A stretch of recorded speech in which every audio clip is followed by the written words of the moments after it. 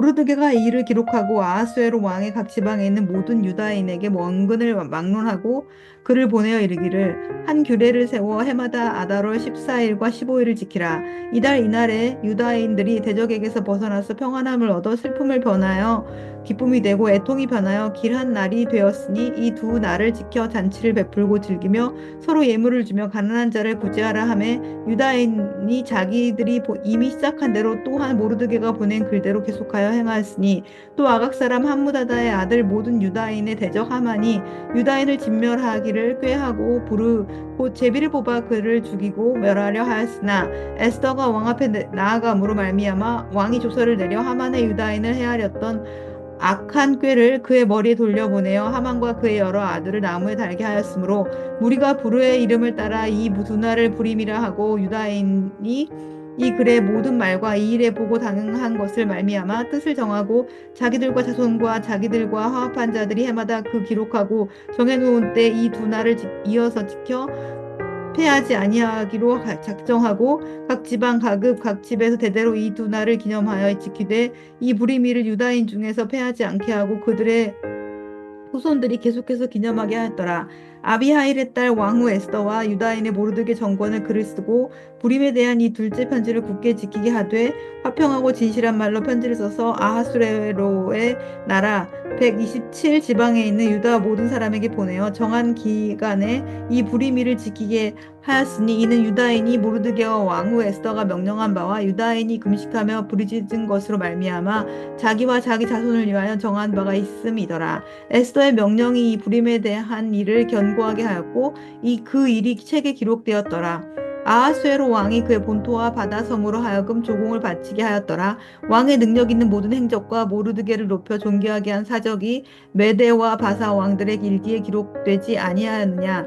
유다인 모르드게가 아하수에로 왕의 다음이 되고 유다인 중에 크게 존경받고 그의 허다한 형제들에게 사랑받고 그의 백성의 이익을 도모하며 그의 모든 종족을 안위하였더라. 오늘 본문은 부림절이라는 날이 생겨난 배경과 이 절기에 대한 설명에 관한 말씀입니다. 부림절이란 이름은 부르, 즉 제비 뽑다라는 그 어원을 가진 단어에서 비롯된 명칭입니다.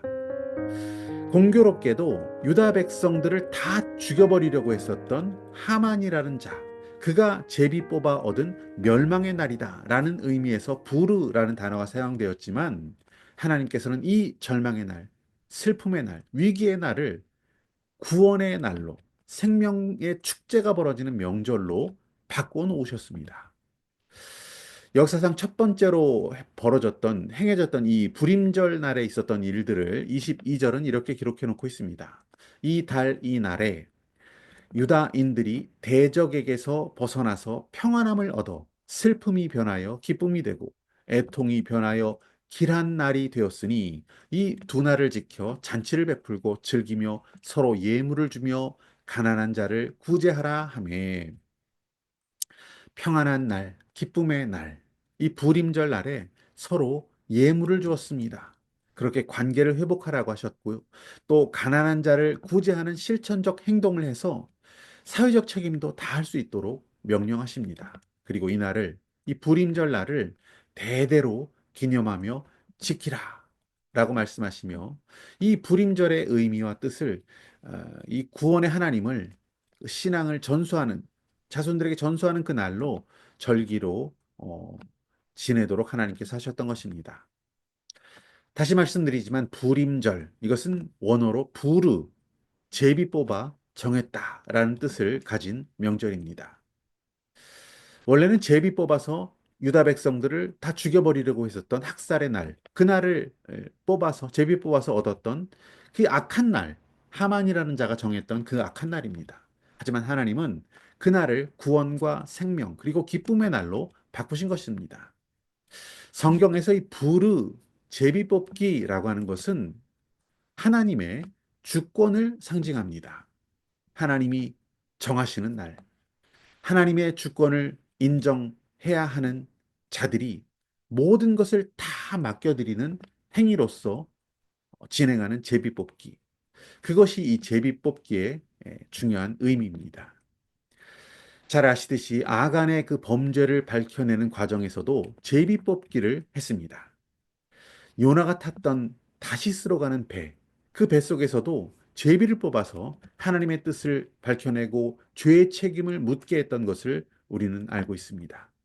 제사장의 의복에도 제비 뽑기를 하나님의 뜻으로 여기는 그 장치를 해 두었던 것을 성경은 기록해 놓고 있습니다. 신약 시대에도 배신자였던 가룟 유다 대신 새로운 제자, 새로운 사도를 선출할 때 제비 뽑기로 마띠아를 세웠던 것을 우리는 확인하게 됩니다. 잠언 말씀 16장 33절 보시면 제비는 사람이 뽑으나 모든 일을 작정하기는 여호와께 있느니라. 하나님께 모든 주권이 있음을 고백하는 자, 불완전한 인간의 한계를 인정하는 자가 하나님의 초월적 지혜를 구하는 방법으로서 제비 뽑기를 했던 것이죠.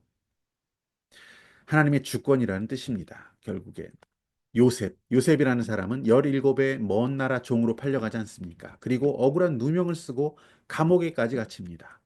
그래도 그가 굴하지 않았던 것은, 불평하지 않았던 것은 삶의 주인, 내 삶의 주인이 하나님이라는 것을 믿었기 때문입니다. 그는 언제나 하나님의 도우심을 구했고 믿음으로 하나님과 동행하는 삶을 살았습니다.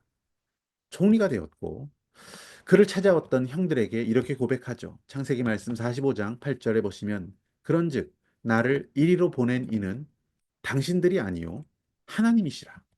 하나님이 나를 바로에게 아버지로 삼으셨고 그 온 집의 주로 삼으시며 애굽 온 땅의 통치자로 삼으셨나이다. 하나님이 하셨다. 그의 고백 속에는 하나님의 주권에 대한 믿음이 강력하게 작동되고 있다는 것을 우리는 볼 수 있습니다. 그는 자신을 팔았던 형들을 조금도 원망하지 않았습니다. 이 모든 일들도 하나님의 계획 가운데 있다는 것을 믿었기 때문입니다.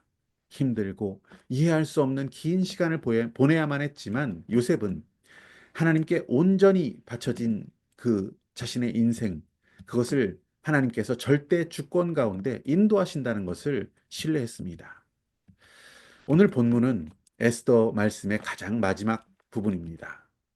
부르, 제비 뽑다 라는 뜻을 가진 불임절.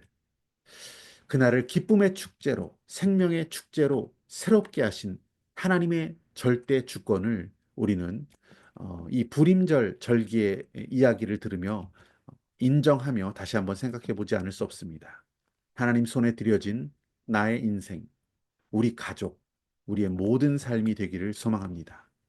주인의 손에 모든 것을 바친 자는 그 삶을 인도하시는 하나님의 주권을 믿는 자입니다. 그렇게 살아갈 수 있는 저와 여러분 되시기를 축복합니다.